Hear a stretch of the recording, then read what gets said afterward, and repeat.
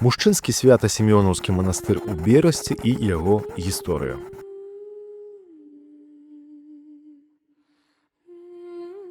«19 чэрвеня 1546 года.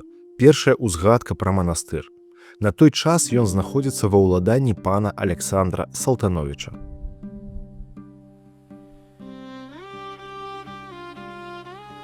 Спакойнае жыццё і росквіт манастыра доўжыліся зусім няшмат, усяго паўстагоддзя. Пасля заключэння Берасцейскай уніі 1596 году манастыр зачынены.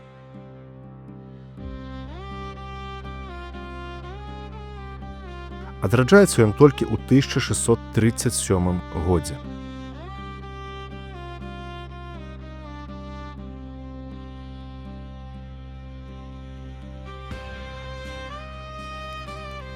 Студзень 1641 году. У манастыры пачаў служыць Афанасій Філіповіч. Ён здолеў юрыдычна замацаваць правы абіцелі ў гродскім судзе.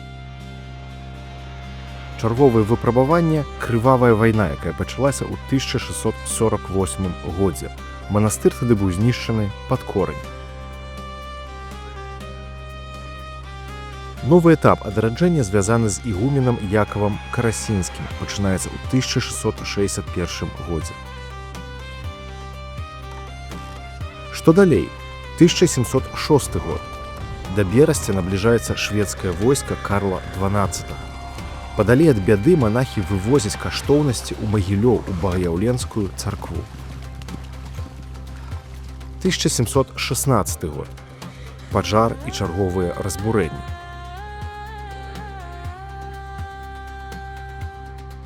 Але манастыр ізноў адраджаецца. Гэтым разам дзякуючы Гервасію Рудніцкаму, які стае ігуменам у 1719 годзе. Дарэчы, манастыр гэта не толькі пра набажэнствы, але і пра гаспадарку. Апроч царквы і жылых будынкаў з келлямі і трапезнай тут працуе бровар, шпіхляр, стадола, хлявы. Крыху далей на беразе Бугу стаіць млын пад назвай Залаты яблык. 1757 год. Час заняпаду. Галоўная царква марнее і рызыкуе пераўтварыцца ў руіну. Вынік – грунтоўная перабудова, але на гэтым выпрабаванні не сканчаюцца. 8 лістапада 1815 году. Пажар знішчае галоўную святыню. Набажэнствы вымушана праводзяць у трапезнай. –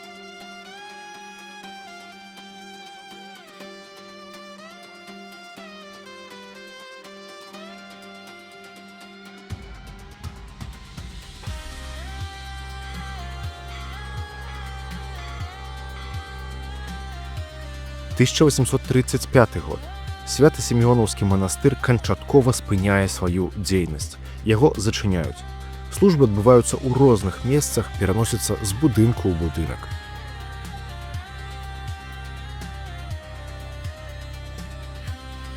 А вось кропку ў гісторыі манастыра паставіла будоўля крэпасці Брэст-Літоўск. Земляныя валы цалкам паглынулі тэрыторыю колішняй абіцелі.